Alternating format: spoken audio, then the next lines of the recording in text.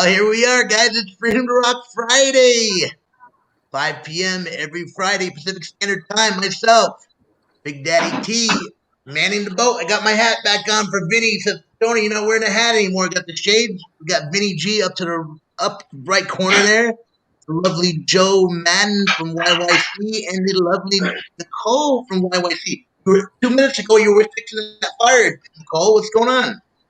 Yeah, A little just cold out there? enjoying some cabin time. Got a real fire, and yeah, been happy Friday, everyone.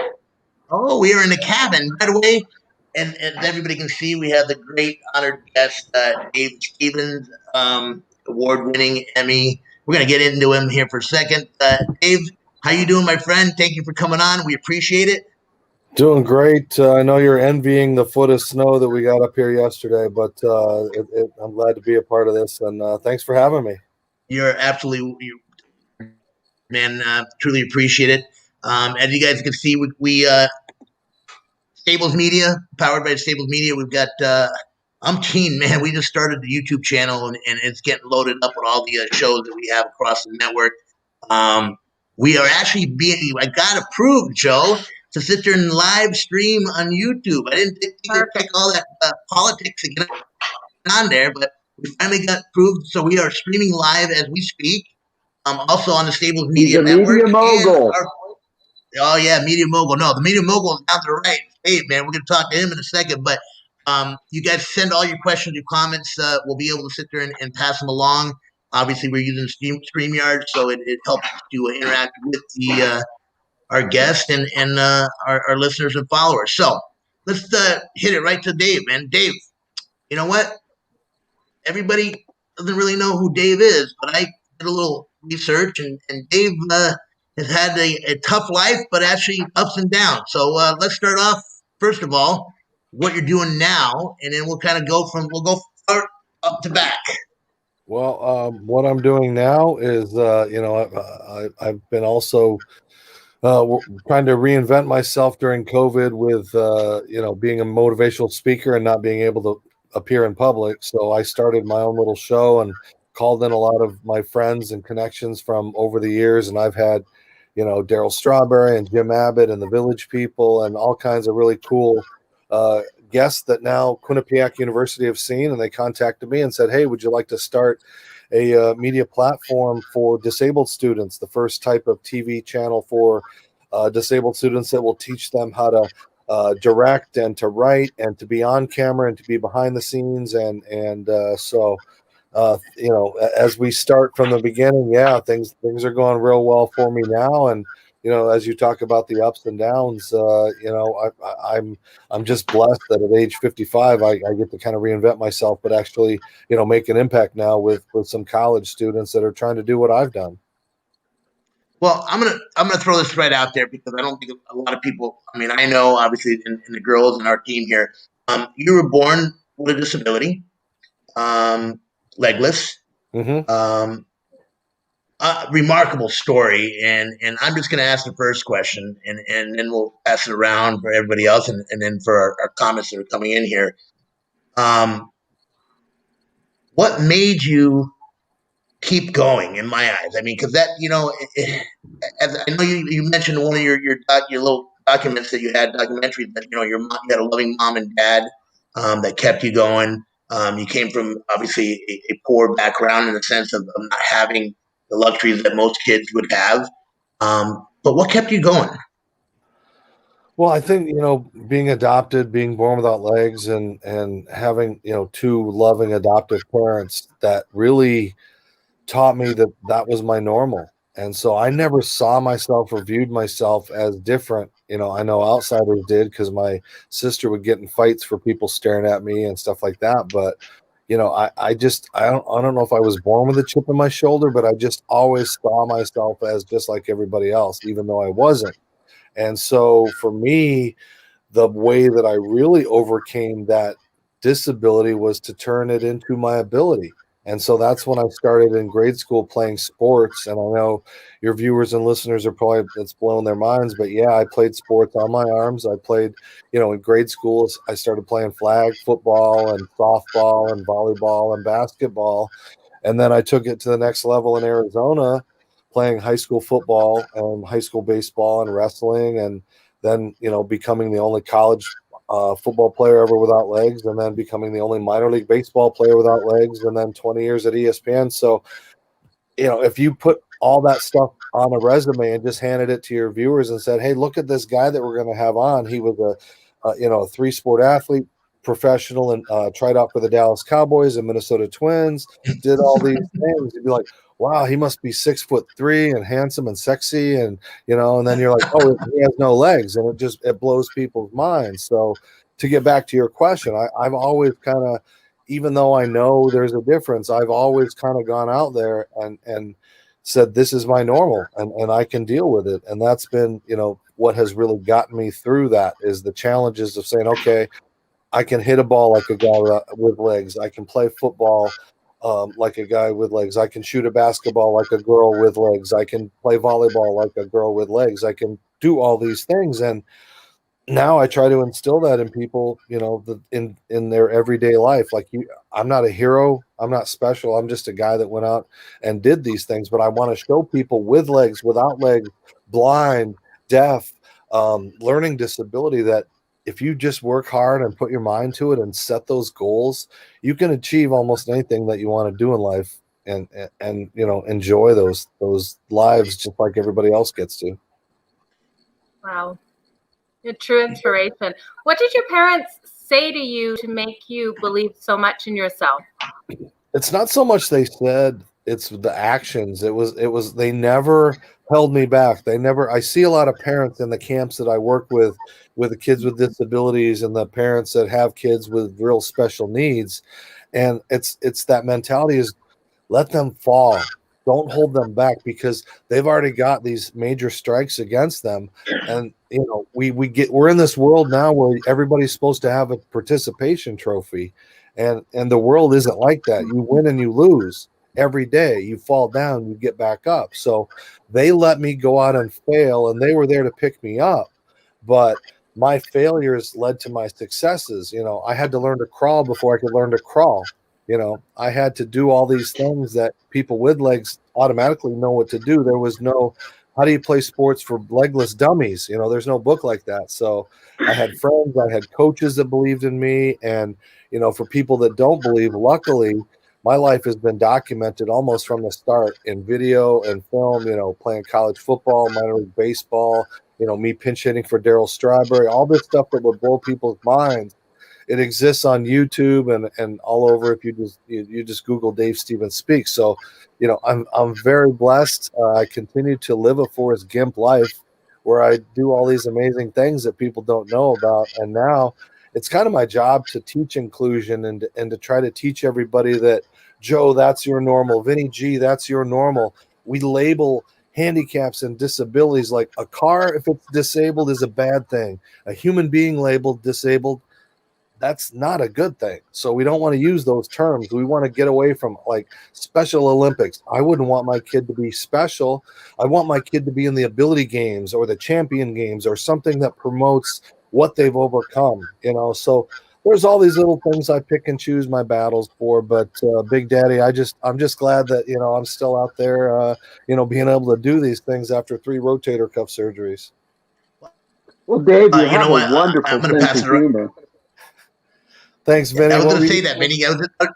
Yeah, well, Go ahead, yeah, Vinny. he I'm has a sorry. wonderful sense of humor. What I wanted to ask you, though, Dave, was, do you think being born with the disability gave you the sense of humor? Was that something you acquired? Was it something your parents instilled in you? How do you find humor has helped you break through, in a sense? Because you have a wonderful sense of humor. Well, I think, you know, and my dad was, you know, in World War II, so he was old school. But I think when you wake up and you see a rather heavy set man sleeping in the nude, walking up and down the hallways, you begin to develop a sense of humor at an early age. So it's, you know, it's like my Don't dad go was there, Vinny. Classic. I wasn't. So I from an early age, I knew what would kind of relieve that tension in the room, the elephant in the room. And so I've always thought, you know, if you can't make fun of yourself, you shouldn't be making fun of others. So I feel like an American Idol judge because I just make fun of everybody when I see them. There's not a race or anything that I won't pick on. But no, in all seriousness, it's helped me because when people see someone with a disability, most of the time it's sometimes their very first interaction. They don't know how to feel. Do I pity them? Do I open the door for them? Do I look at them? Do I look away from them? Do we make contact? There's all these processes going through your minds. And I have just always thought that, look, if they're going to stare at me, I might as well give them a show. So I started performing at ages 2 and 3, singing and working with the Shriners and singing songs and telling dumb jokes and, using that gift that I had to help others. And I have continued that, not always intentional. I didn't play sports for the accolades. I didn't play to be, on TV and all the things that I've done. I played because I'm just like Vinny. I'm like, Big Daddy and Nicole. I wanted to compete. I wanted to live my normal life. Well, Dave, let me jump in on that, Dave. Not everybody's like Vinny. Hold on, Vinny's in his own little world. He's Vinny G, man. Vinny G's world, right? Yeah. I do understand what you're saying, and Nicole, we talked about this on previous shows too, and about the adversity, what people go through. And I agree with him because I use laughter, and we talked about, we have a friend of ours that was a comedian that uses laughter. He went through adversity, losing loved ones and all that. But what do you think, Nicole? I mean, it's something that a lot of people kind of sit there and fall back on. I don't know if the humor, but I love. Can you hear me? Yep. Yeah. Good. Perfect. A sense of humor, building up that toolbox. And Dave, I wanted to ask, you faced adversity your whole life and you've built up this resilient attitude. What tools do you have in your toolbox to help throughout your life and your career to keep this great positive attitude? Well, for me, it's always been, as cliche as it is, that no matter how low you are, it's always going to get better. And, I lost my adoptive mom and dad within a year and a half of each other, when I was 18, 19 years old. I've been on my own since then. I haven't always made the right choices. I turned to drugs for a brief period of time. I did things that, I've discussed with my kids. And, but I've always known no matter how low it is, it's always going to get better. And as long as I can, continue to inspire and motivate and show people, I'm going to try to do that. But for others, especially during COVID, losing jobs, losing loved ones, people are at the lowest they've ever been. We're all getting PTSD from being locked inside and not being, around each other. And so, especially now, I think it's more important for me to do my silly videos and the dumb things that I do and the things that I make fun of, when I'm dancing or doing crazy things now on TikTok and all these things, because they're like, oh, look, my kids are so embarrassed by some of the stuff I do. But if I can put a smile on people's face, or that day they can forget about, the tragedies in the world and the politics and stuff like that, then it's okay. If I can't make fun of myself and make people smile, then I'm not doing what I think one of my gifts is. And so we all have those gifts. You just have to find out what those gifts. But to your point, no matter how low you are, then turn to your friends, turn to a loved one or a therapist or somebody that you can talk to and get past that lowest point. Because sometimes I didn't always have that.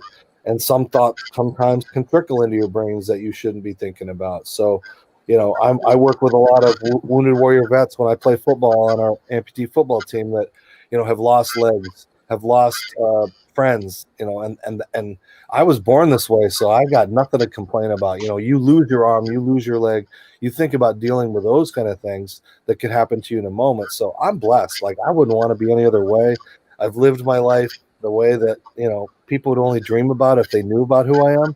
I hope someday my story is a movie and, people can see these, be a great Netflix show that nobody would believe. But, you have a hell of a story. I want to do some shout outs here real quick because a lot of the listeners and viewers out here. Michael Ashworth, thanks, guys. He says, what's up, guys? I'm going to bring up some comments on here. We've got Chelsea Rain. Says hell yeah. She says on there, and David Andrews, obviously he's a great follower of the network itself. It says hello to everyone. Great show. Kelsey wants to know if we have a dumb joke. She needs one for her back pocket. Dave, I'll bring that one to you. Do you got a dumb joke for her? No, I make up my humor as I go. That's it. On the whim, and then also Dave sends his love out. Tremendous, you're a tremendous person. Respect the hell out of you, and you know what? He's absolutely right, man.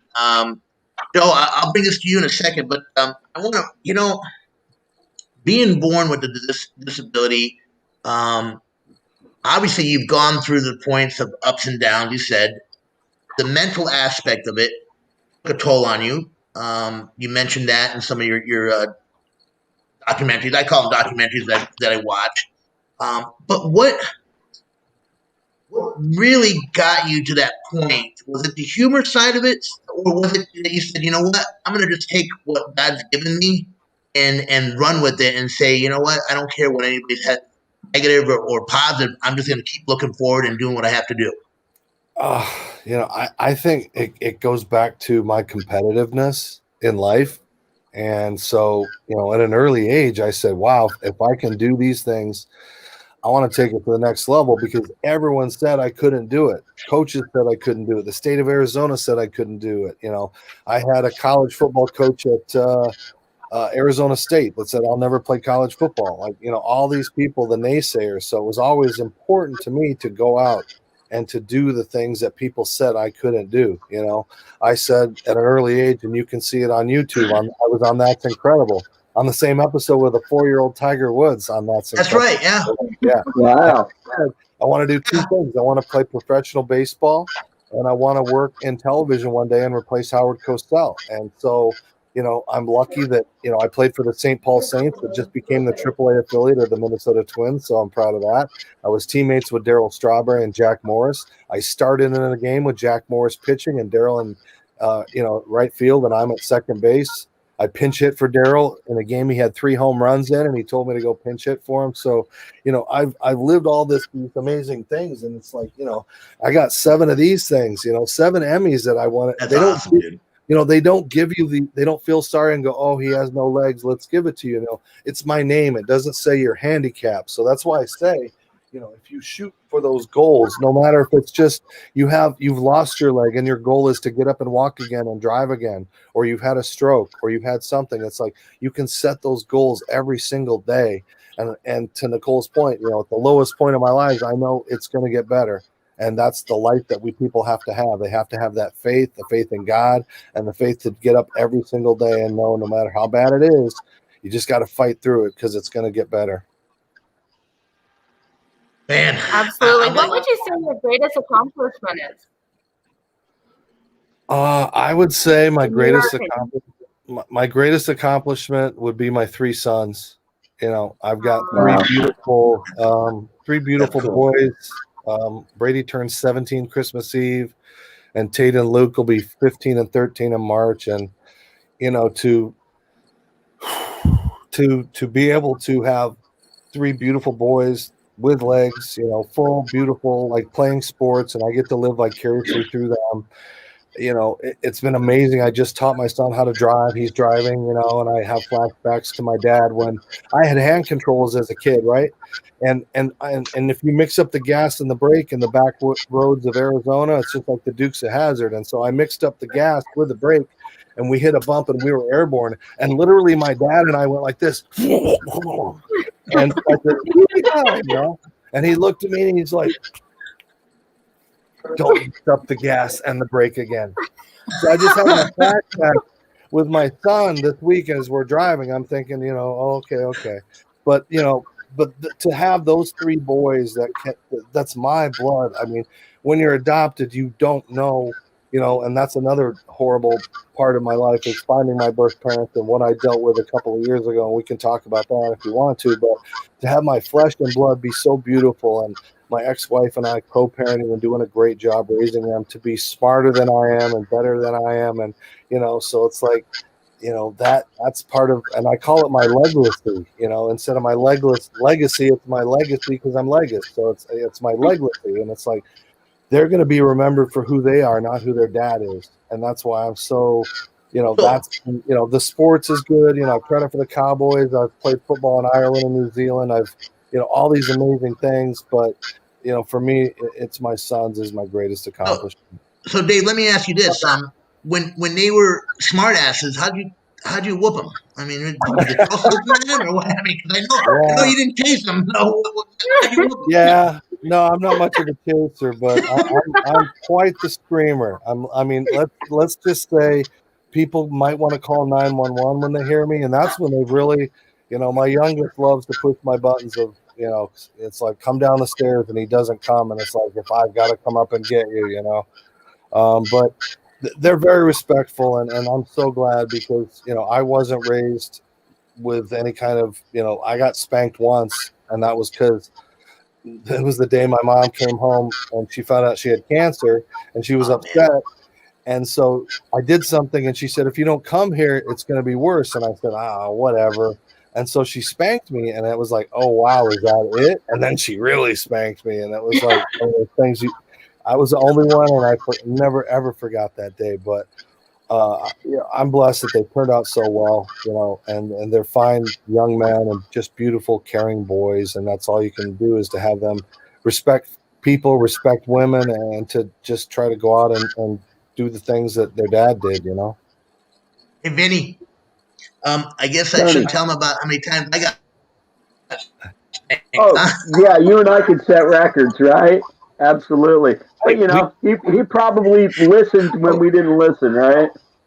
We grew up in an era, though. I mean, I saw we had teachers and principals that would still paddle and stuff in the 70s and stuff like that. In high school, we still had all that stuff, Oh, yeah, I used to have to go to, Catholic. Yeah, the nuns would hit you with the ruler at Catholic church that I used to go to when I was a little kid, too. So it's not always just your parents. It could be the authority figures.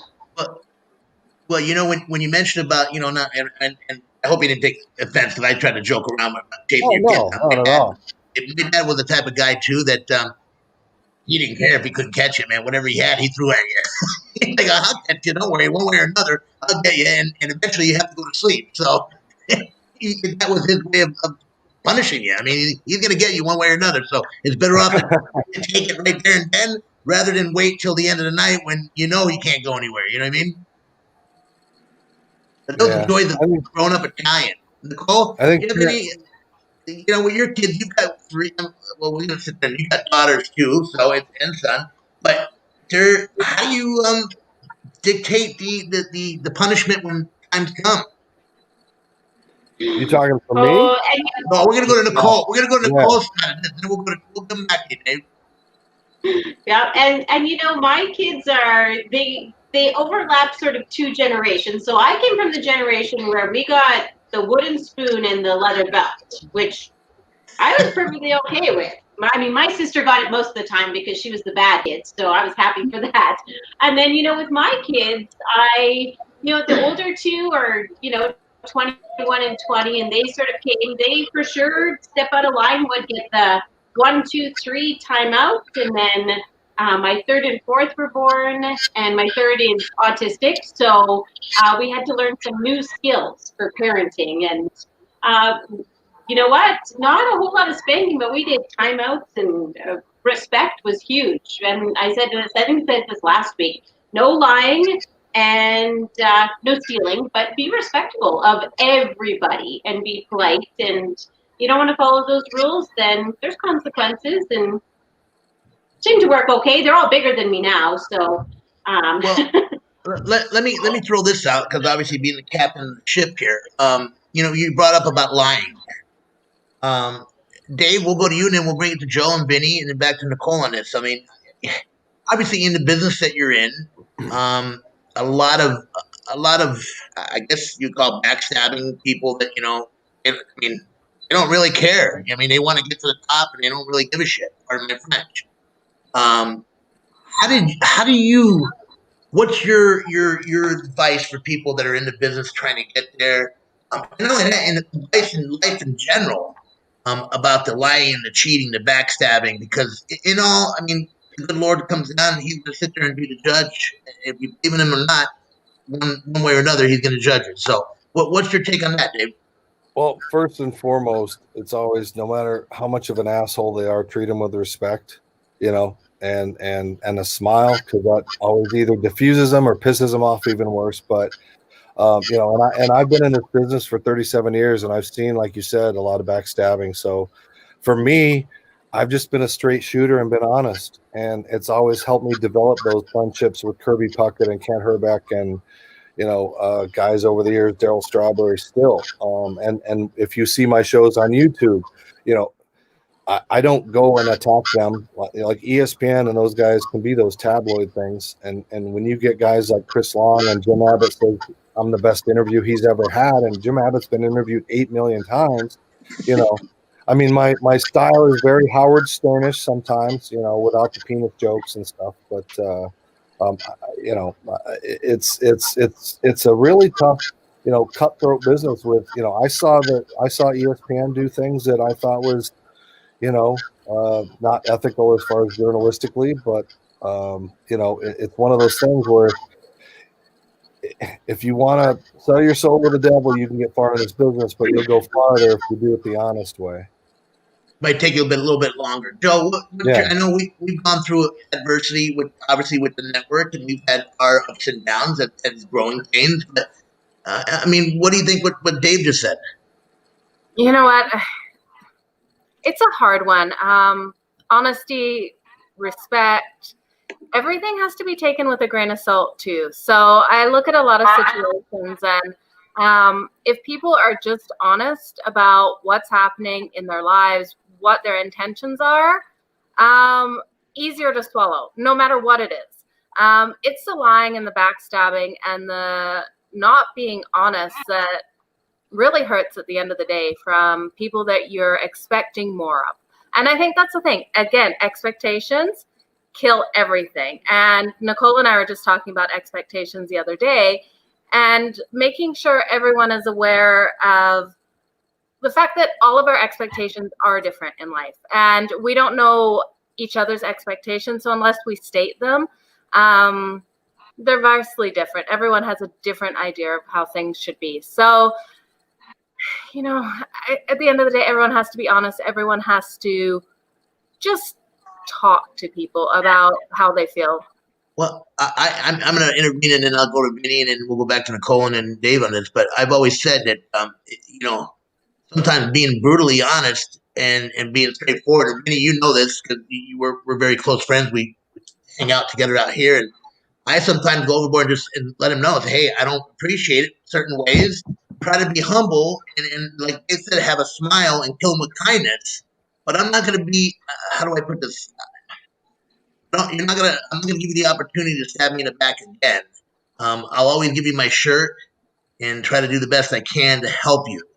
But if you can't help yourself, in a sense, and after having people help you, then all you're doing, you're burning those bridges, and once those bridges are gone, it's hard to rebuild. Nicole, any thoughts on that? Yeah, I would agree. Those bridges, and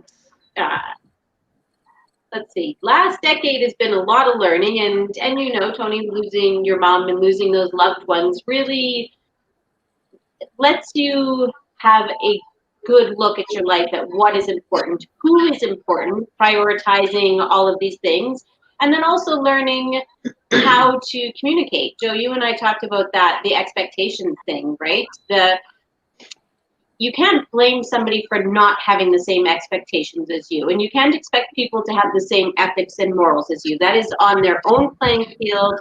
My dad always said, you know what, at the end of the day, we all have to meet our maker, or whoever we, at the end of our life, whether it's ourselves or the greater being. And you know what, you look at your life and go, did I do the best I could with the tools I had? Was I kind, caring? Did I look out for those who could not look out for themselves? Did I give opportunities and caring? And then, you know what, you go with that. And people will make mistakes, 100%. And it's our decision whether or not, you know what, thank you for being part of my life. Thank you for being part of this path. But this is the fork in the road. you're not going to carry on with me. I wish you all the best. And I think that's a good thing too. You know what? I wish you all the best. I have no ill will. I'm not going to waste my time, energy on something that means nothing. And Joe, we talked about this. I said, you know what? Cut them. See you later. Wish you all the best. Okay, all right. So let me ask Dave this. Dave, we talked about in the business itself, a lot of cutthroat, a lot of backstabbing. But when you're in the business or you're around that type of person, you cut them loose and just say, kind of give them I say you pray for them. They're a little devil. You pray for them, you move on. Or do you sit there and continue to, hope to try to sit there and as a motivational speaker to sit there and say, hey, you know what? You got to change your ways. What's your take? I'm big on second chances. But because again, Daryl Strawberry, I met him at the lowest point of almost the lowest point of his life. Yeah. And I could have said, oh, I know about all your stuff. But I took him for face value, just like he took me for face value. So, no judgment. And we've had that, many people to this day would still say, oh, he ruined a Hall of Fame career and did all these things. But now he's a pastor. ESPN doesn't do that story that he's changing lives and inspiring people with religion. They only do the bad things. So, but I've also been at ESPN when they've covered for their own who have done bad things off air, and there are lawsuits, and you can Google any of the things that have happened. I mean, I could, if I ever wrote a book, I'd have to change my name and move to a different state if I ever, did the real ESPN, the stuff that I know. But unless you get ridiculously burned, something bad monetarily, family, something like that, I always try to give that second chance. And then if you do burn me again, obviously, that's it. But, it's just, especially now, forgiveness is so needed. We're going to need to forgive that people are Democrats or Republicans. We need to just get being back to Americans and stop, being this split. Well, help, and I think what you're saying, David, is helping each other out and having a common sense, common courtesy. The biggest dilemma that I see is that sometimes people take advantage of kindness and use that as someone's weakness. And it's really not that someone's being kind as being weak. It's someone's being kind because they're being sincere and want to help you. And I've had so many opportunities where you help people and then you turn around and you're like, wow, you just how many times are you going to continue to do this? And then you wonder why. I guess the old saying of crying wolf, because you only could cry wolf so many times, and eventually, what? When you really do need that help, no one's gonna be there. But there's also those people that are in that, at the time you're doing something and in that feel-good moment, and they make all these promises and say, oh, I'm going to help you do this, and I'm going to help you do that, and I'm going to do that. And you're like, oh, really? We can make, impacts. I get this for my charities all the time. They see it and they go, we're going to do this. We're going to do this. And you send them an email, you do a follow-up call. And so there's so many phony people out there that, just will say what you want them to hear at the time as well, hoping that, it comes back down the road, oh, what a great guy that was, and you realize he was an asshole behind the scenes. And I find that's the hardest. It's the people that come at you and that you think you can trust, because they're coming at you with all the kindness in the world, and then the next minute you find out they're not actually that person. And it's hard after those situations to not put that on the next person. And I struggle sometimes, honestly, because with everything I've done the last 3 years, I've had situations where I thought someone was actually there to help me out. And then I was almost like in the situation where they were screwing me over so bad and didn't even realize it, over and over again. So my trust, I am a trust first, get kicked in the butt second kind of person. And I'm still like that. But there's that little bit of doubt now, especially when things sound too good to be true. Well, let me throw this out. Do you think, Dave? I mean, obviously, never mind. The situation that you grew up in and had, being a male compared to a female in the business that you've been in, and we're going to call it entertainment business because that's what it is. It's for entertainment. Do you think there's that line that women get treated differently? I mean, and I know what the answer really is compared to But you've seen it back. You've seen it from the back when ESPN first started to where it's at now, and you've seen now everybody's coming to the limelight and calling people out. Yeah, I mean, I've seen the most horrible things happen with athletes. You know, back in the late 80s when I was covering the Minnesota Twins, they would purposely, if they knew a female reporter was coming around, they'd come out of the locker room and drop their towel and be all ha ha ha, you know, just to make them uncomfortable so they wouldn't want to be in that. And I always thought how unfair that was, you know, and I witnessed it as anchors. I witnessed it in the age discrimination for female anchors. You know, male anchors can be old and age forever, but if a woman hits 50, they're usually kind of kicked out, or they say, you know, their contract's not renewed and stuff like that. So, you know, that's been one of the most difficult things to watch. And for me to be a minority as a male, you know, I've also seen, you know, you pay attention more to the minority situations in a place, especially at ESPN, when they didn't have a lot of disabled folks and they didn't have a lot of females in, you know, and they still don't have a lot of females in prominent roles. They have one, Stephanie Drewley, you know, and I watched her arise, but you know, you see all these mistakes and things that they make, and you never hear a man's name involved. You hear the same old names, you know, making these changes and getting rid of anchors. But, you know, it's still something that is hopefully getting better. You know, I'm seeing, and with the internet and with media and everything now, there are so many more opportunities for females. There's more sports to cover. There's WNBA things to cover. There's everything to get them into those worlds where they can succeed and I think do better in certain situations than men. Like I really think they see a different perspective. I do. They also need the respect of being that they played and that they can also have insight for those that were athletes. So I think it's been one of the biggest discrepancies as far as in any type of job situation is male female for radio, TV, you know, print journalism, you know, all those kind of things. And you know, now as it's a dying thing, it's there's not going to be equal pay because there is no real good pay for any of those jobs anyway anymore. Do you see, Vinny? I mean, Vinny being a musician, and I think we hit we talked about this personally, but also on some of the shows. You see that also happening in the entertainment industry as a musician, that women may get an advantage because they're a woman and they're guys are trying to take advantage of them and they may move up quicker than a male as the opposite, or is it the same thing that that just can put aside and saying, okay, we're going to go with the male artist? No, it's truly a great question. It really is, Tony. And I would preface it by saying, when I started in this industry, it is still a male dominated industry, especially independent rock. But it's changing, and it's changing positively. And I got to be honest with you, Tony. I was one of those old school guys who put my head in the sand and said, I'm not buying this. She's just a pretty face. Came to realize that it is, in a lot of ways, tougher on the pretty faces to be taken seriously. And I don't know if that's true in media per se, but it's definitely true in my line of work. I'm just glad it's changing because we're noticing a lot of women can rock and, can be beautiful, put on a good show, but are also artists. And, I've been won over, definitely.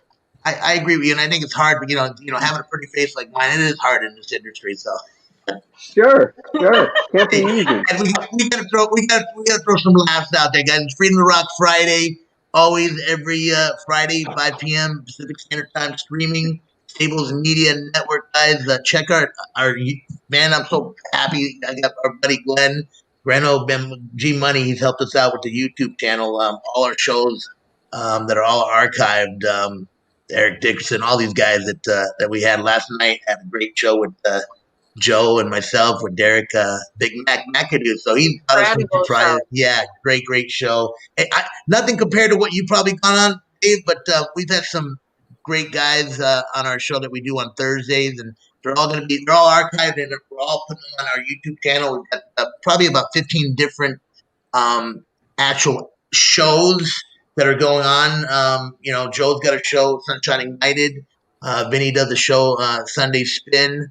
I call it Spin the Record, but Sunday Spin, and they also have an art show. And we're just bringing different varieties on our network across the board, not just about sports.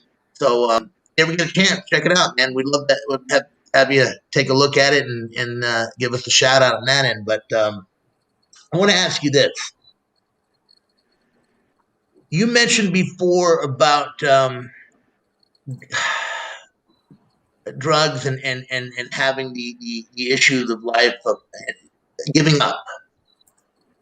And the reason why I say this is because, obviously losing my wife and being,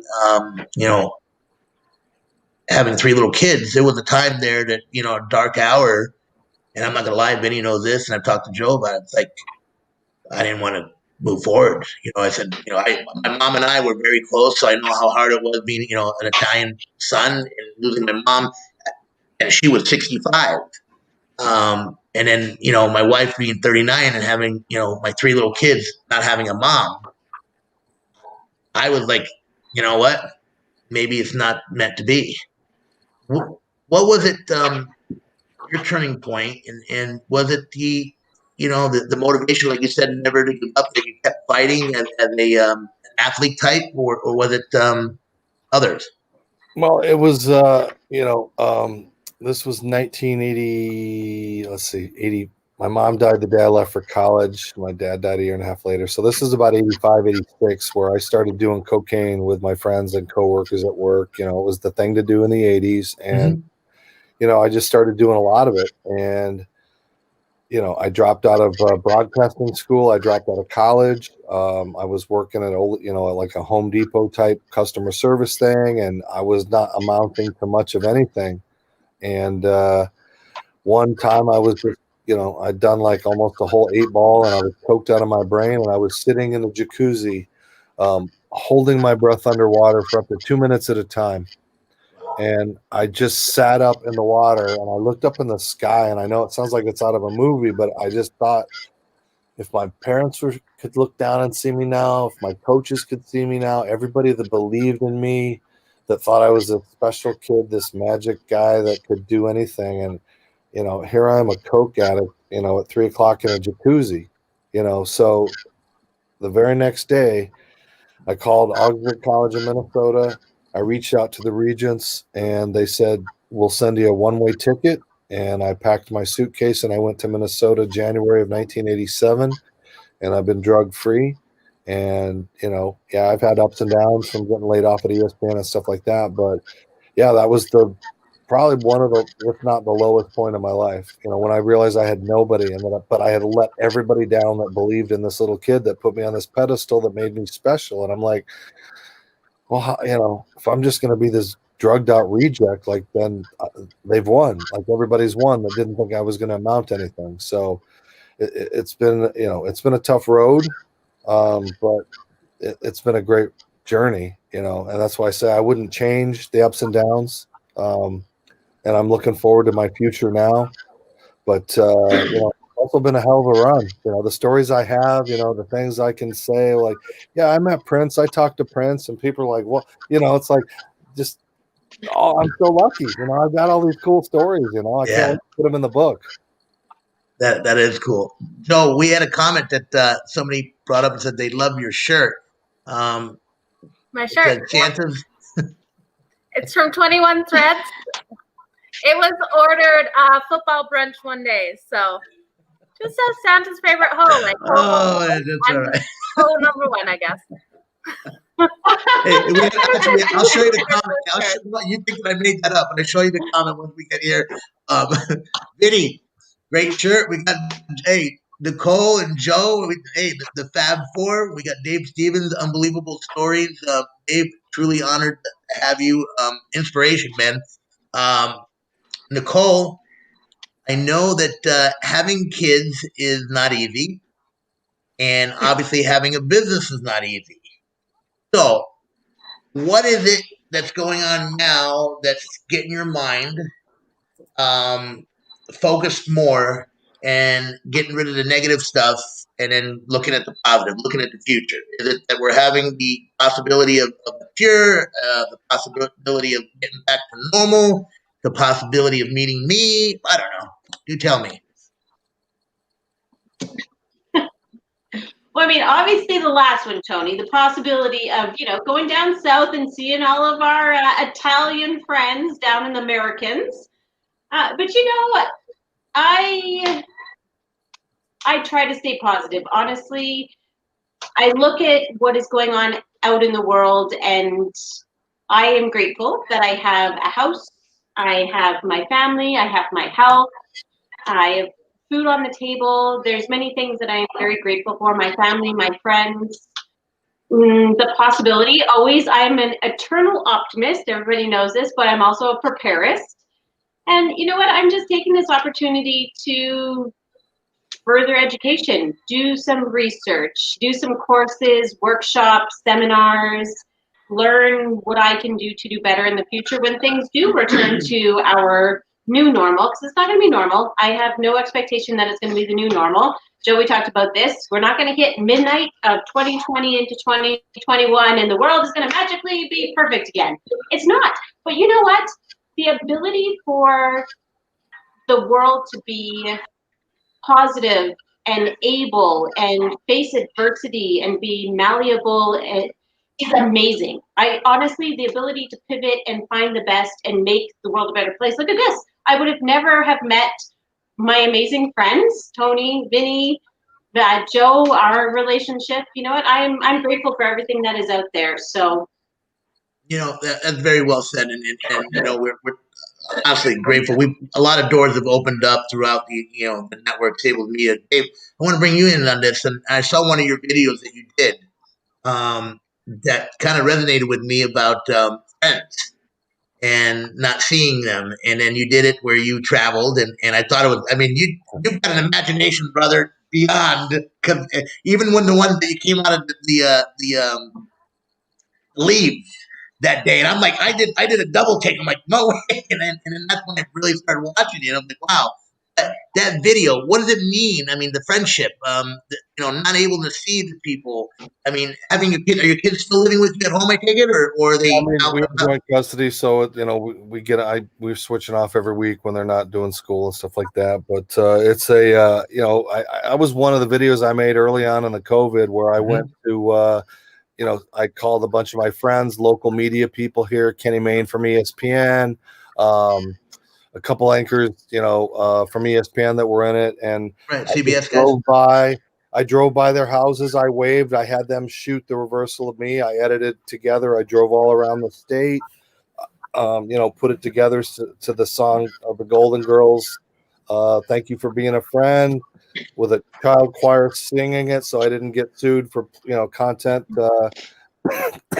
copyrights. But it showed that you can go and see people, and it was kind of at the beginning of it where you can kind of socialize and stuff like that. But that's where to Joe's point earlier, and trying to keep friendships and trying to keep people relationships, that thank God for all these new technologies, and that's why you can boost your friends. You can see your friends if they're down, that you can't physically be around, but you can kind of raise them up with a laugh. And that's why I try to do that in a lot of my videos where, as you said, I'm buried in the leaves and I pop out and do something silly. Yesterday, my housemate buried me in the snow over my head, and I popped out of that and said, "Hey, I think that people think I'm standing in 6 feet of snow, and it's really, just."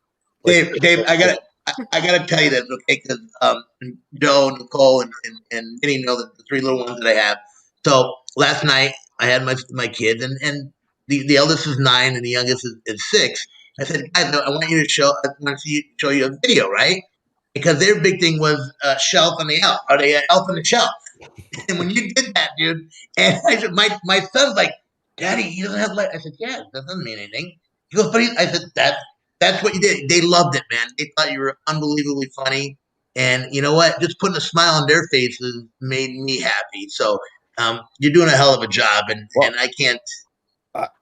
It's a lot of work. I know you guys all know, social media is like, you gotta, and sometimes what you put out doesn't always work, and your kid's grown because they don't want to shoot it. My kid shot that elf in the shelf for me, and he's like, Dad, what are you doing? There was no music. I was just dancing. And he fell down laughing so hard. And I'm like, what? This is so stupid. I'm like, that's the point.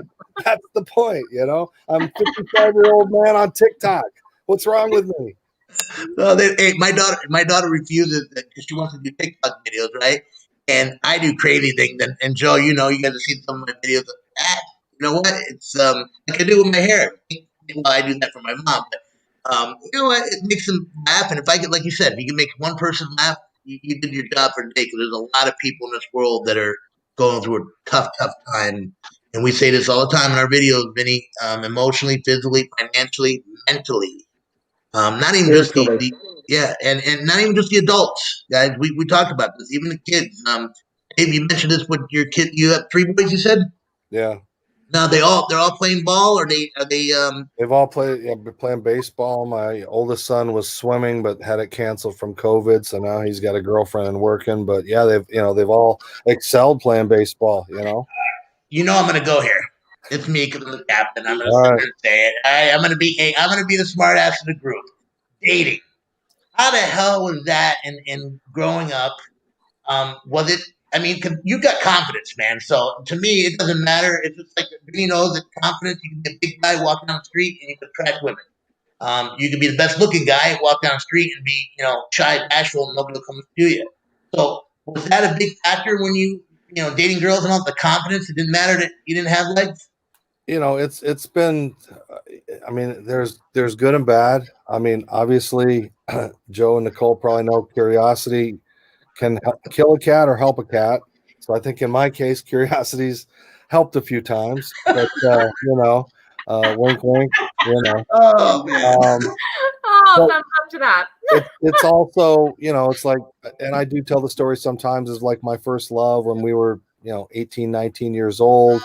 I went over to her house one day. It was before cell phones. She said she was babysitting. I thought I'd surprise her. I pulled up. She had her ex-boyfriend in there. I came to the door and she said, "I'm sorry. I can't love a man without legs as much as a man without." And that was like, I would never expect to hear that, but you're not expecting reality at 18 and 19 years old either. So, it's something that you have to think about. It takes a special person to get over, I think, anybody's differences sometimes. You have to get to know that person on the inside. And that's why, having rugged good looks and charisma and stuff like that hasn't hurt my life. But, I've been okay. I've done okay. I got married. I got 3 kids. Obviously, women sometimes will be bold enough to ask that question, and I'll have to say I have 3 kids. But you can also use humor, in it, and you can say, "Hey, would you like to date a man who's drags the ground in the shower?" And then you get a big laugh and ha ha ha, and people. Is that your best pickup line? People think. Right, yeah. Oh, yeah. And then and they're like, "Did he just say that?" So. Hey, Dave, would you? Did you ever play a trick on women where you just sat there and came with your prosthetics on and your legs and pretended like everything was normal, and then all of a sudden? Well, I used to wear artificial legs, so I had a really, really attractive woman come up to me in a bar once, and she said, "Would you like to dance?" And I said, "Well, I only slow dance because I don't have any legs." And she looked at me, and she just stormed off, all pissed off. And then later that night, I'm on my crutches going to the bathroom, and she's like, "Well, you're on crutches." And I said, "Yeah." I said, "I don't have any legs." And she goes, "But, oh, okay." And well, she paid for the hotel that night. Let's just say that. What? So like I said, you can, Hey, you know what? You have the good time. Vinny, see, man, 7-time award-winning Emmy. All for ESPN, I take it?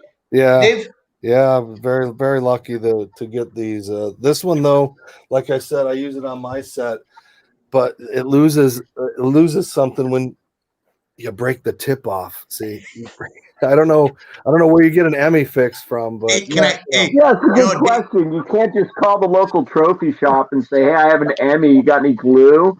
I'm like, well, if I want to pawn it, maybe, but Hey, Dave, you know what? You can send it to Vinny. Vinny will fix it for you. You might not get it back, but Vinny will fix it for you. Oh yeah, yeah. I'll put some epoxy on. It'll be good as new. It'll be Yeah, I $200. pick it up at the pawn shop.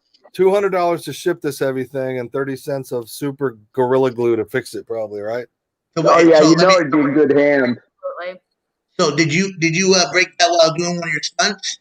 Yeah, I had my second camera on my show and I was dancing and I tipped it over and it went clunk. So yeah. You gotta send it back to ESPN and say, hey, can you give him a return address on it, Dave? Or wear it around my neck like Flavor Flav. There you go. There you go. Are they pretty heavy, I take it? They're super heavy. And the funny part is everybody that ever has it, they want to pick it up. They want to give an acceptance speech. Because again, these are like, it's the TV's version of the Oscar. So to get these kind of things, it's just like, it's awesome. And I'm so proud of that. And that's like, again, anybody can, this doesn't say handicap, crippled, disabled. It just says Dave Stevens, associate producer. Like you guys, Vinny, everybody, Joe, you guys, we can achieve anything if you just work hard enough. And that's what I want to tell people, no matter, set your goals and continue to set them. For you, Big Daddy, you have a lot of goals ahead of you. You've got to take care of 3 kids. You've got to be the father and the mother. You have to worry about a job.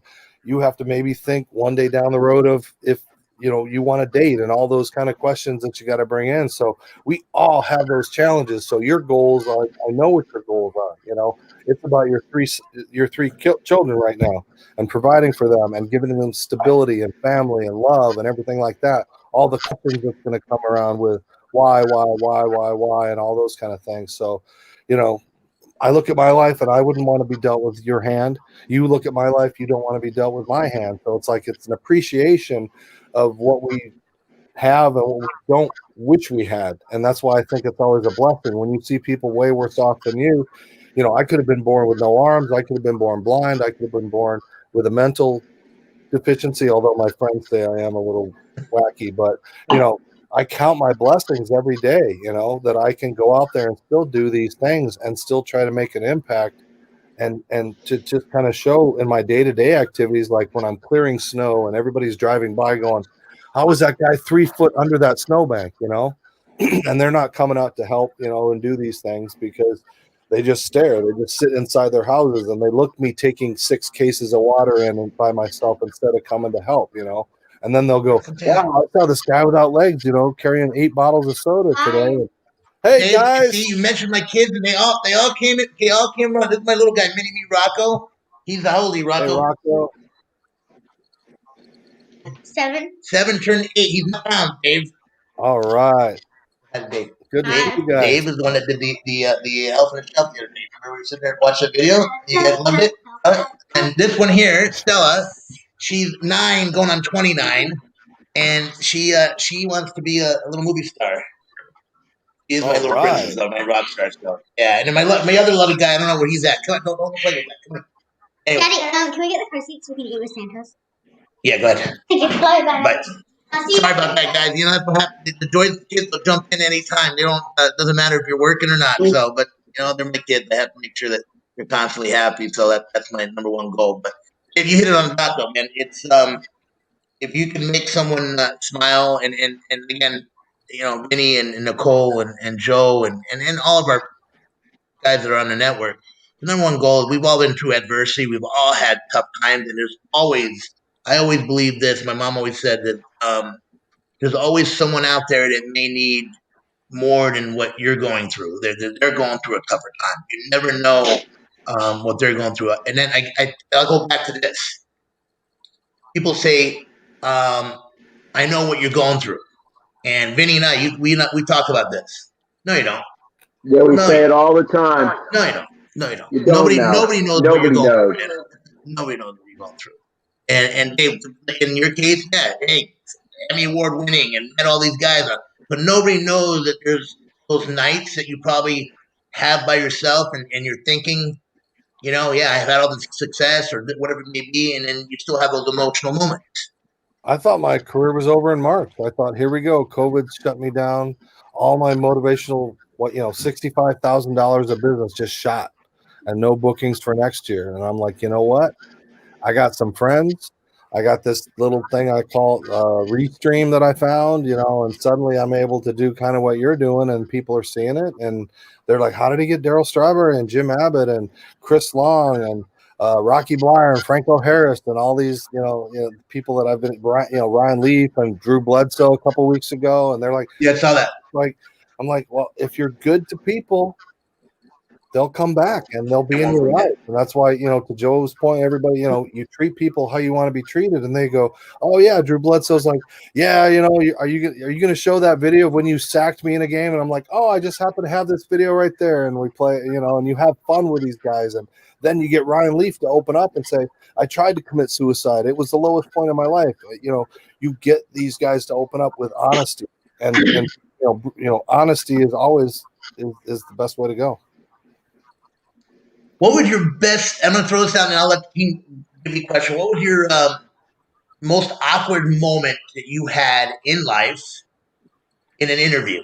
Not, I mean, obviously in life in general, we've all had in an interview. Well, it's not going to be what you think, but if we have time for it, so I'm in the no, we got time.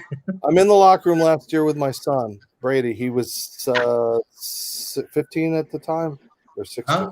Hold it. Yeah, 15 and a half. It was in December in Philadelphia, Seattle versus the Eagles.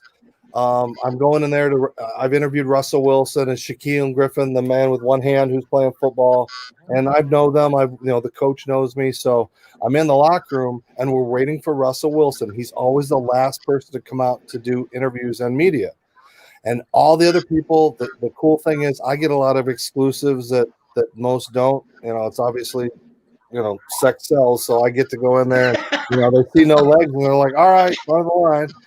But it's worked. I'm going to use it to my advantage. You talked about trying to find those advantages earlier, and it's like, all right. Why not, man? So we're standing there. Russell Wilson is at his locker. He's just come out of the shower. He's in a towel, and my son Brady is standing there like this, and he's just doing his thing, right? And Russell looks over and he goes, "Stop that." And everybody's like, "What?" And Russell's like, "He's filming me. I know he's filming me because somebody did that last week and sold it to TMZ." And everybody's all freaking out, like, and the PR guy comes over to grab Brady's phone, and my son turns white as a ghost. He's 6'3". He's white as a ghost. And he's like, I'm just checking my fantasy scores, right? And they looked at the phone and they went through everything, and they're like, "Well, we have to protect ourselves." And I'm sitting there thinking, are they going to believe this 15-year-old snot-nosed kid or this $34 million a year athlete? My credentials are ruined. I'm going to be destroyed, Luckily, cooler heads prevailed, but that was my most awkward moment ever as far as that. But, you get the ones where the athletes look over and they don't want to do it, like Delvin Cook. I'm just going to say I'm not a fan of the Minnesota Vikings. He didn't have respect for me, and I didn't really have too much for him because he, they look at you thinking, "Well, what are you doing here? Why? I don't want to bother. You're not a real journalist." You get those kind of things sometimes. And then you get guys like Rob Gronkowski that become your friend and send you an autographed photo of you sitting on the ground with him. Who does that? Like, so you get the looks, you get the stares, but then you get the NFL to give you the best table at the Super Bowl, which they're doing for me. I'm going to the Super Bowl this year again to cover the Disability Channel and for the things I do. So it has its perks, but as you've seen in videos, stadiums aren't built for wheelchairs.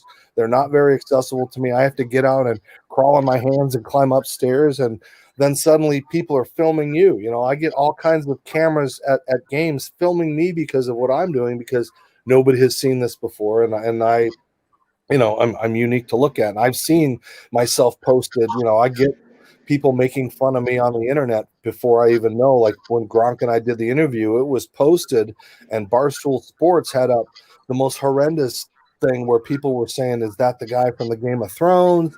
Mixed partial art, body arts, all kinds of these. And some were funny. And my kids are seeing this, and that's when I found out what trending was. They're like, "Dad, you're trending." And it's these horrible, horrible things, does he have a penis? All these weird, crazy things that my kids are seeing, their friends are seeing. "Hey, isn't that your dad?" And it was just like this innocent interview with Gronkowski, and suddenly I'm being made fun of all over the world. So, we can bully in person, but now we have the ability to bully with the internet and with social media, and it puts it in perspective as past the old days. I'd rather have a bully to your face when all these people can do things behind the scenes, and make fun of Vinny G or Joe, or say, oh, that's a horrible Christmas shirt, or the things that people do that they can do right here on this website. They could post bad. Well, you know what? I'm gonna bring this to Joe. Joe, go ahead, because I know this has happened to you and Nicole, where you guys have had people sit there and say things, and Vinny, we know that they say things about us, but we just kind of let it go. But, well, yeah, it's every day, right? Yeah, every day somebody said something. Go ahead, Joe. Well, you really see people's true colors, and that's the sad thing. You look at people that are role models for our children. And like you said, Dalvin Cook, he didn't give you the time of day. He is a role model. There's so many kids that look up to him. For him to be in that position, he is obviously, his true colors are not good. Rob Gronkowski, from everything I've heard, everyone that I ever talked to that has talked to him, he's a stand-up guy. He will give everyone the time of day. And it's athletes like that I am so glad are in sports, because our kids do look up to them. So many people look up to them. And when we see them acting in a way that's not appropriate, it saddens me. It really does, because so many people would love to be in that position. And I don't like seeing the athletes that are dicks at the end of the day. What about you, Nicole? I'm sure you guys, being women and trying to be journalists and things, you must get just hammered all the time.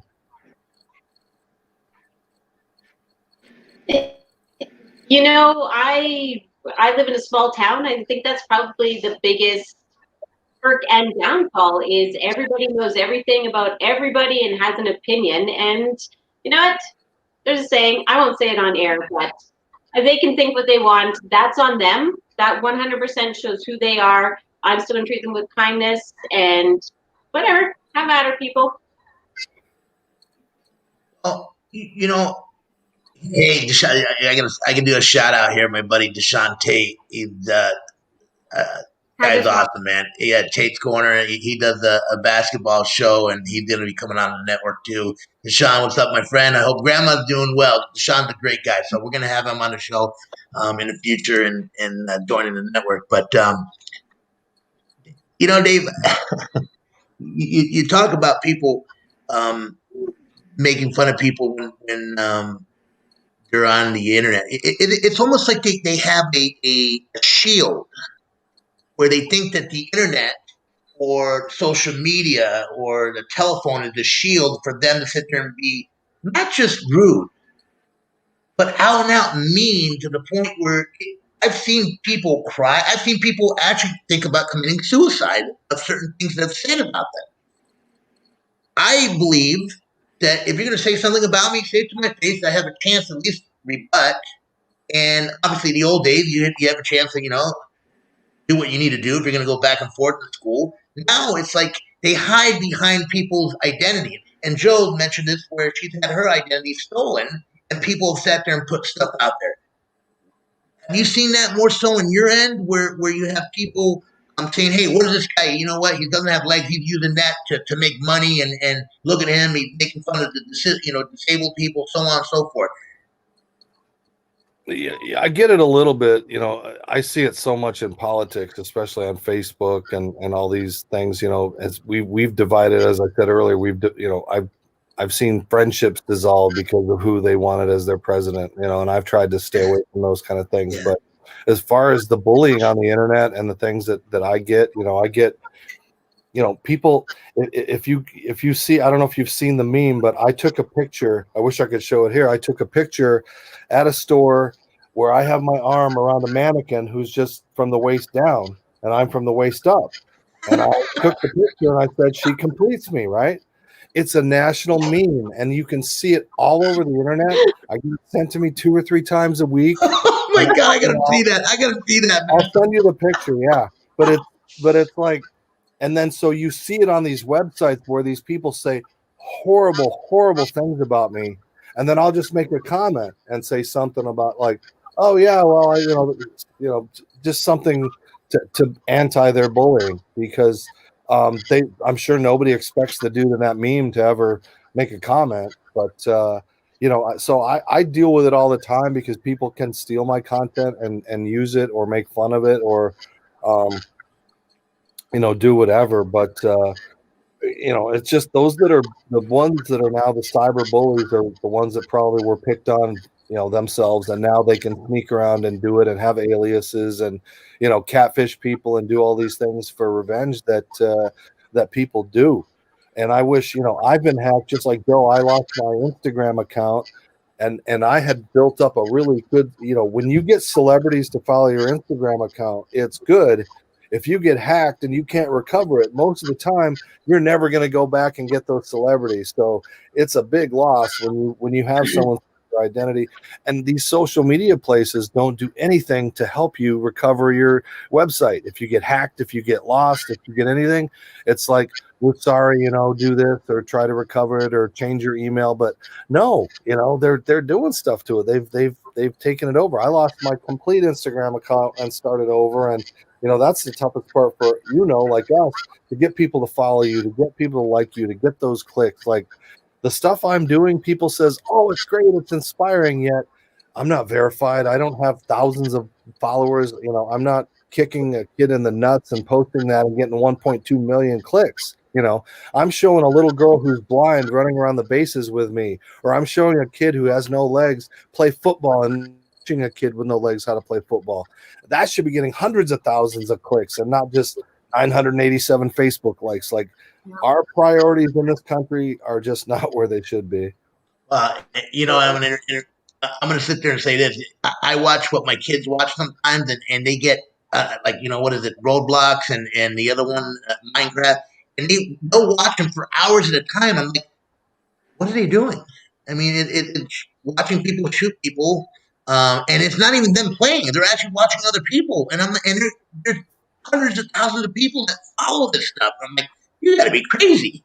Oh, my sons are telling me to get the camera and put myself on Twitch playing Call of Duty because, you know, I did like a. Oh, you would get millions. Yeah, well, I did a video the other day where I sang a song to Wham and played Call of Duty and danced and posted it, and it got a lot of hits. But it's just like, if I got that camera, probably I could sit here and play and, you know, do gray skies out of my way, you know, something stupid like that. Well, I'm not a big video game junkie. Joe, what do you think? Video games? Are we talking video games? Because I stand in a corner and I can't get out of them. So I don't have any opinion on video games. I don't play them at all. Last time I tried to play them, I had a friend yell at me that I wasn't rowing hard enough on like a Mario one. And I put down the remote, went to sleep. That was not fun for me. So Yeah, I like the old, for me, it's not going to happen. I like the old donkey. Stuck in a corner and see me try to turn around because it doesn't work very well. But I just like the old. going to the social media side, and my Twitter is gone now. I can't get it back. I've had my Facebook account continuous emails asking me if I'm changing my password. So someone's been trying to hack that. And I updated everything then. And then there was a new me floating around with my pictures saying that it was a new account and trying to get new friends, new followings, saying there was like an emergency, I needed money. So yeah, it's scary. Social media is scary what people can do. And also scary how mean people can be. And I understand what you're saying, Dave. I'm a sports handicapper, and that is a great picture. Let me put that load up. Hold on. That is a great picture. Yeah, so if you gotta send that to me, man. Look for that on the internet. That's a very famous meme that at least once or twice a week you'll see it on a list of people with great senses of humors and all those stupid things. So.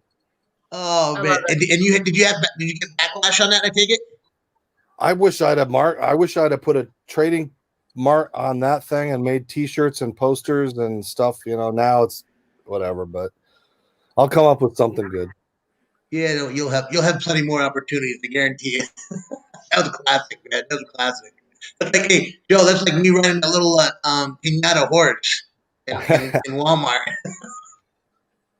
Hey, Dave, just a quick let you know, I had a bar here in Poway in San Diego, and we actually had a horse come into the restaurant during rodeo season. And the horse did a split. We had over 100 rodeo guys. The guy that rode it in was the #1 bull rider in the circuit at the time. This is in the 2003 or whatever it was. And so the story is, obviously I still live in the same town. Everybody talks about it every year. And I went to Walmart and I got a pinata that looked like a horse, and I did a TikTok on it, and I wrote it into Walmart. So that got a lot of views. Vinny, you look like you're going to sleep, my friend. Come on, what's going on? Nothing's going on. I'm just listening intently. Hey, you know what? Truly, truly blessed to have all of us. We've got about 15 more minutes. Dave, you know what? I hope you can stay till the end here. If you can't, let me know. Sure. Because we love the stories. Nicole, you're in a cabin. I'm not going to ask you where. Somewhere in YYC or is it Alberta or where's it at? Dedmonton? Not Dedmonton. Dedmonton doesn't have nice cabins. Like Escondido. Joe knows, but Nicole ain't saying anything. Lagging a little bit there. I know her internet's lagging. Okay. She has texted me this. Yeah, she's Somewhere having a little. beautiful where there's no people except my favorite Friday people. So no, not Edmonton. Good God. Okay. See, not No. Edmonton. Dave, I want to ask you this, and in Not about 15 minutes, you can listen to Freedom the Rock Friday. Myself, Vinny G, the lovely Joe Madden from YYC, the lovely Nicole Pierce from YYC. She's not remote, somewhere in a cabin. We don't know where, but hopefully she's safe. And our great guest of honor, Dave Stevens. Dave, you mentioned that being laid off, ESPN. I take it that who laid you off. Yeah. Do you see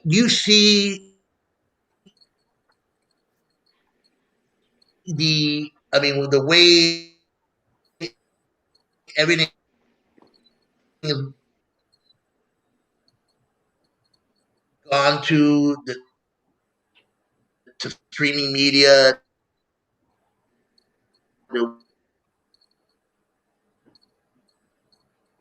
what we're doing, that we have broadcast,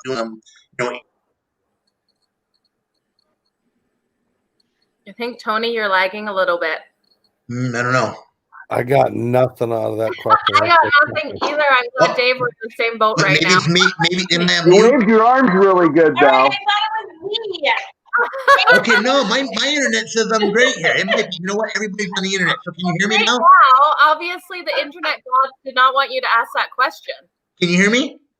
We can now, yes. All right. Well, It's you know gone. what? I actually tricked you guys. Wait a minute. I actually tricked you guys. I had you on mute. I wanted to see if you could read my lips, but none of you guys could. So, all right, Dave, going back to this.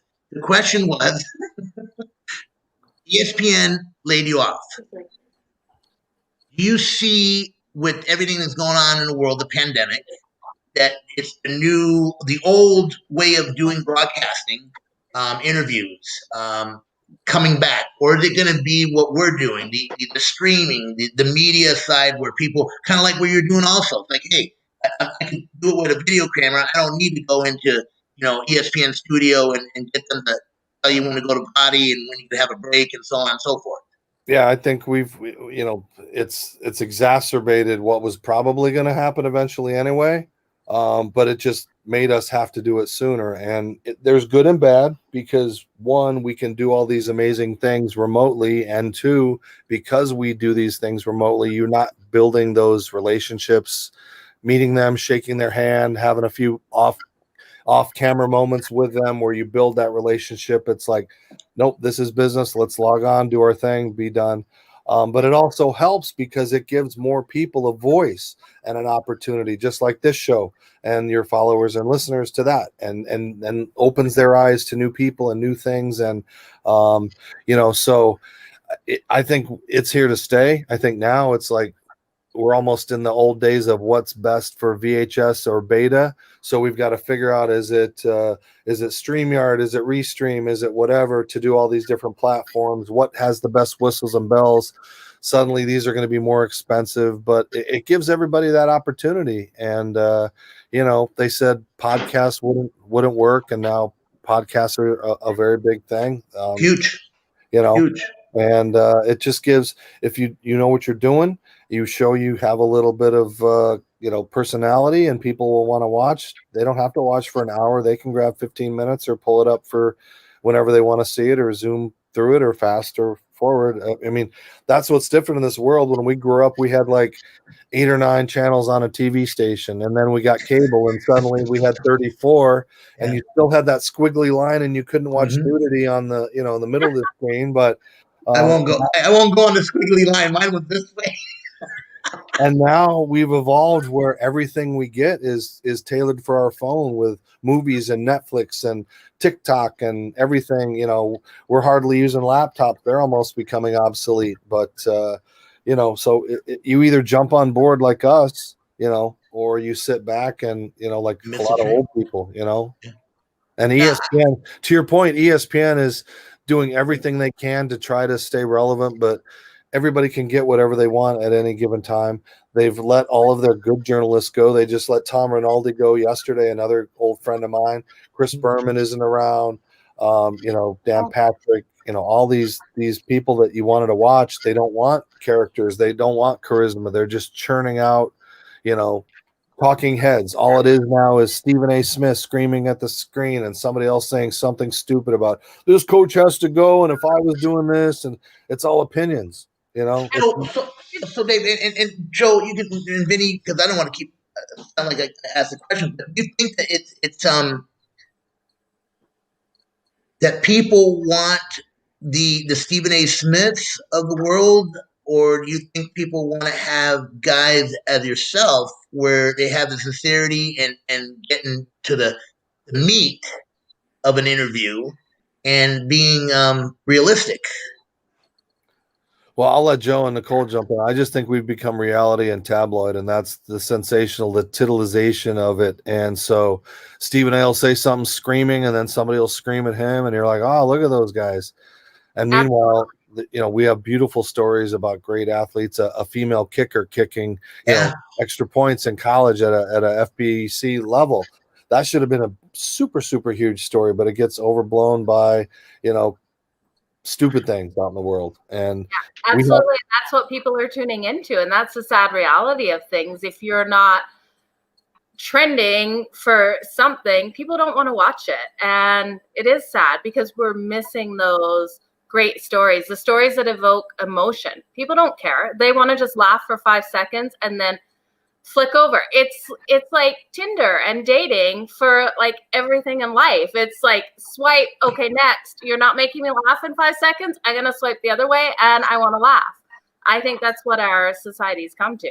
And I've been swiping on both of you. I've been swiping on Joe and Nicole, and they're not going over. So hey Vinny, at least he said he wasn't swiping on you, man. No, I was going that was a good thing. Yeah. But no, seriously, I mean, you all have a really good point, but I would say it stretches across any type of media. I don't mean to sound like a disgruntled musician, but have you looked at the top 40? Is there any quality there to be spoken of? I mean, I don't mean to sound like an old man, but it's where nobody wants quality anymore. They want the quick fix, and it's sad, and it's tough for us dinosaurs sometimes. Okay, so let me bring this question around the horn, and Nicole, will go to you first. Because by the way, your sister said great view when you were gone. So, so Nicole, is it a world of now on the phone, instant gratification? It doesn't matter what we do. We get that quick fix, and then is it like? Well, obviously you guys aren't going to talk about the drug stuff, but is it a quick, almost a drug where, hey, we have to have that fix. If not, because I know when I take my kid's phone away, he's having a cow. And I'm like, whoa, it's, they're worried about watching Roadblocks. Is it going to happen throughout this whole world, not only with the younger generation, but the older, the middle generation? And then I don't know about the old generation. They don't really want to go towards there, but. For sure, it's it's the generation of immediate gratification, and that's sort of where they are. And it's hard with the young kids learning, that's not how life works. I think, what did one teacher say? We were taught in preschool that, good things come to those who wait. Patience is a good thing. And even as adults, we don't do that now. We want immediate gratification. We want to be rewarded. We want to be thanked and all of that. And you know what? It will come around. Great things come from that. Our current generation, they really think about what's important. They don't need, right? They don't need to have the house and the car. They are happy renting and living a more simple life where they don't have to work the 40 to 80 hours a week. You know what? They work smarter, not harder, because they want that immediate gratification. So good things come from this. My generation was talked about that we were, I have no idea. We were no good. We weren't going to do this because the baby boomers said this. And look, we turned out okay. Now we're talking about our kids' generation saying, oh no, the world's coming to an end. But great things come from adversity and change. Okay, Nicole, because you're obviously you own a cheer competition type gym. Joe, you're in a business. Dave, you're in a business also. Vinny, why is it that we have to give? Why I'm is it just a pretty face. No, you're in the business. We know that, Vinny. You're just humble. Why is it that we have to give an award for the top for 1 through 16 if there's only 16 people that are participating? I don't understand that. Not this girl. Not this girl. No way. He doesn't, and I cry all the time. I don't get Parent of the Year award. I don't get it. You know Why what? do you have to take? I'm joking, Sure, by the way. but by the same token, why do you have to turn around to somebody from the new generation, the instant coffee generation, if you will, and teach them a work ethic? Have you tried that? Good luck, right? Well, I'm gonna jump in on that. You know why? Because it falls back on the parents. The parents don't sit there and teach them when they're younger. This is what you do. Falls back on society, Tony. Yeah. We're all to blame. Right, but I'm gonna sit there and say this: when I watch I'm not a little girl. I watched a girl at Starbucks the other day sweeping. You thought the broom was something that was way that she never seen. So I mean, she didn't know which way to go, and I'm like, wow, she didn't even know how to sweep. Dave, does it fall back on the parents? And I mean, do you agree about giving the award 1 through 17, and just in case they don't cry? Well, I think I think a lot to Vinny's point. It's kind of fallen on society because I see my kids. I see them texting each other when they're sitting next to each other. They're not going to be able to have interpersonal communication. How are they going to go for a job interview when and meet them face to face and look them straight in the eye and not be on their phone every 30 seconds checking something? So I think our communication skills, our interpersonal relationships are going to suffer.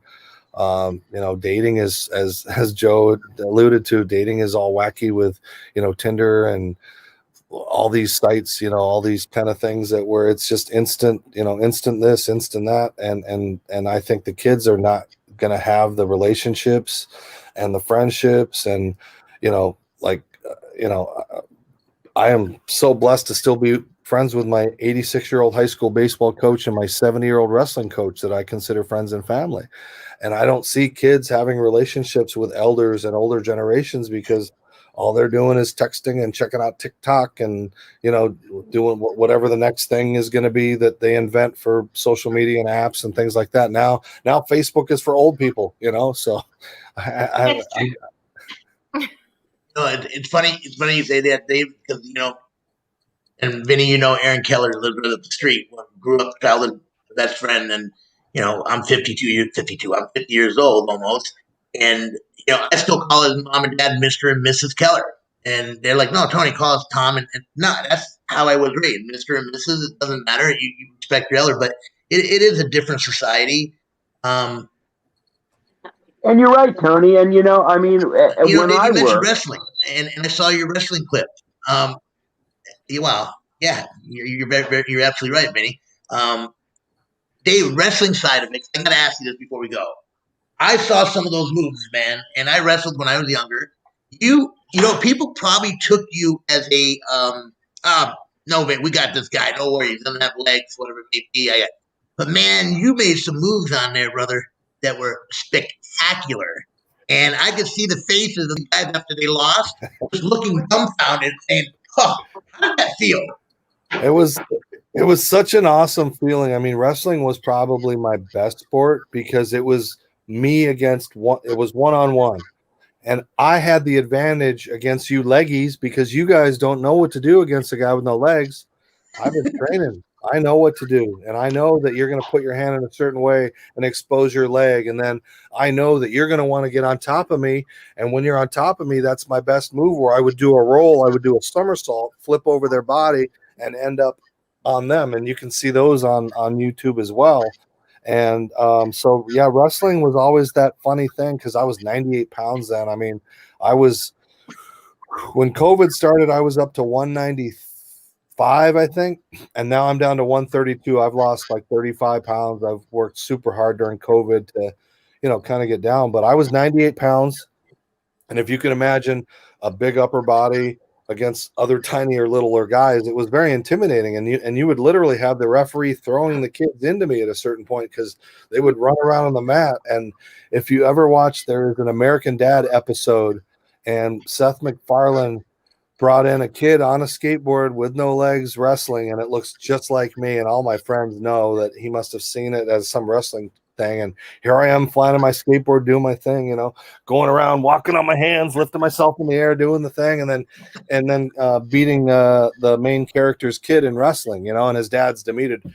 You just lost to a guy with no legs. It's very funny if you ever get to see that clip. But well, I'm gonna look for that one. I'm lucky.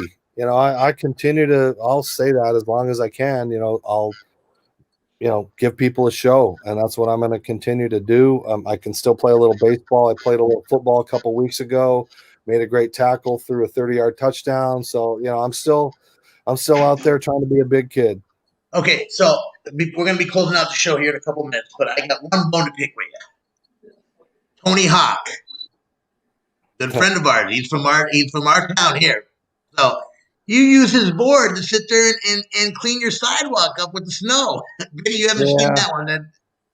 It's a great tool. I mean, again, for me, I have to invent ways to work around. People think, oh, well, people are always doing stuff for you. And it's like, no, we have to do our own things. And so, yeah, you take that skateboard, you put it on the ground, and you just shove it, and it shovels snow really well. And it works pretty good. And I did a video, and I was like, God, it would be cool if Tony Hawk could see that, it's just not for skateboarding anymore. And I could get, because it's like, I'll take a Nike contract. I can't wear your shoes, but I can wear your gloves or, something. Hefty bags, they could sponsor me. I wear Hefty when I'm out in the snow, and when it's a soggy football field, I'll wear a Hefty bag to get, to the field or something like that. So, whatever, blatant, product placement, I don't mind doing it. I'm actually surprised that you haven't gotten to, big sponsors like that to come at you, because the stuff that you do, unbelievable. Not only funny, but you know what, it hits home to a lot of people. I mean, it sits there and gives them a smile on there. So, keep it up, Dave. Guys, Spin the Rock Friday. I know it's gone by fast. We're going to spin it around here, just kind of let everybody say their goodbyes for the year, I guess. We're going to have maybe a show next week, just a kind of a off-center show, not a planned one. Maybe, who knows? We'll let you guys know. But Christmas is coming around, so we want to thank everybody from all our followers, our listeners. We wouldn't have this network. We wouldn't have the guests that show up, and as Dave is. I think he had to go to the bathroom or something, but he'll be back. But Vinny, tell us what you're doing for the weekend. What's going on with Spin the Record or Sunday Spin? Sorry, Sunday Spin. Thank you, Tony. Yeah, not much. A couple guitar lessons, some tracks to work on. Like a lot of people, I was blessed enough to get a couple days off from a fantastic job.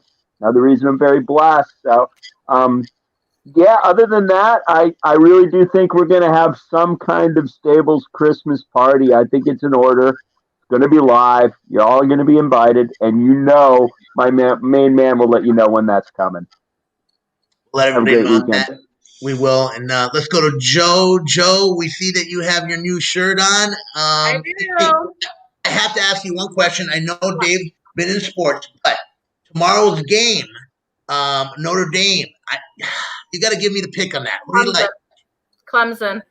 I'm sorry. I like Clemson. Really? But Yeah. given take the 10.5. You know what? It's going to be a different game than the first one. The first one was tight. Trevor Lawrence wasn't in the game. I know Notre Dame is fantastic, and I know Clemson's fantastic. I think Clemson pulls away. I really do. I might take Clemson. I'm going to look at the first half as well. I might take them being closer in the first half, have Notre Dame plus the points in the first half, and then Clemson for the final. So, but Dave, I want to thank you. I followed you on Instagram, so I will look you up on Facebook after as well. True inspiration. Thank you so much for being on the show. I want to see those Christmas teddies you pulled up. Oh, I got my Rudolph. Luke Cornelius here. I'm gonna be a dentist. I love it. Me and my misfits, you know. Hey, dude, you know what? In my shirt, I have one more shirt for you guys. I will wear it on the next show. So another fun you're gonna open a can of worms up, girl. Nicole, what are we doing? I know you're in a cabin somewhere having a romantic weekend with the puppy and your hubby, your boyfriend. But tell us what's going on, and we'll pass it on to Dave, and then I'll say my goodbyes. Absolutely. Well, you know what? It's Christmas season. It's my favorite time of year. I know it's not the favorite time of year for everybody. So as always, happy holidays. Be safe, healthy, happy. Reach out to your loved ones however you can. I love all of you guys. And yeah, I'm excited for 2021. I'm excited for Stables Media. You know what, guys, thanks for being amazing.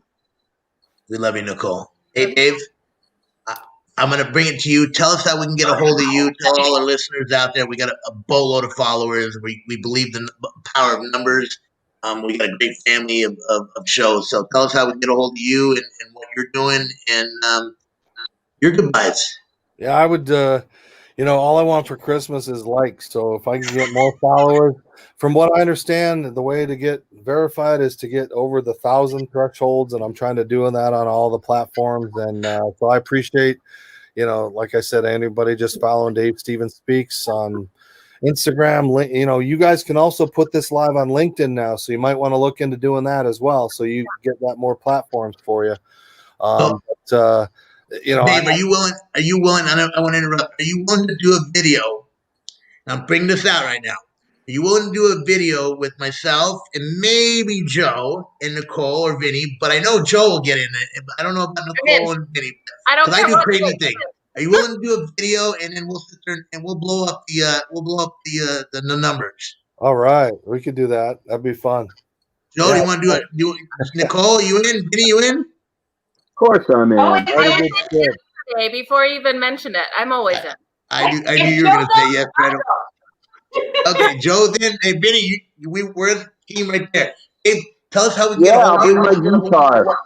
What your speaking events? I know you're doing things right now remotely, but yeah, I mean, we're starting to book in-person things if you can do them. If you can't, we can do them virtually now from the state-of-the-art studios at Quinnipiac. And we don't gouge people. We just want to get my story out there so we can do schools. We can do individual things, and it's really, that's kind of where I'm at, where I'll be at Quinnipiac. I've got nubability.org, which is our charity that helps people missing arms and legs to play able-bodied sports.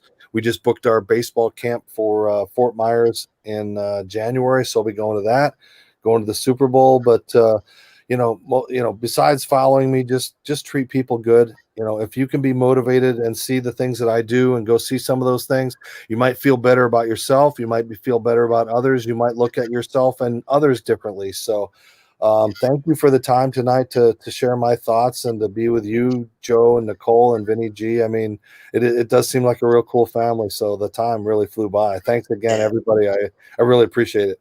David, it was an honor and thank you. And Bud, you got my number. Text me and we'll put all that stuff on our pages. Whatever we can do to help each other out, that we're here.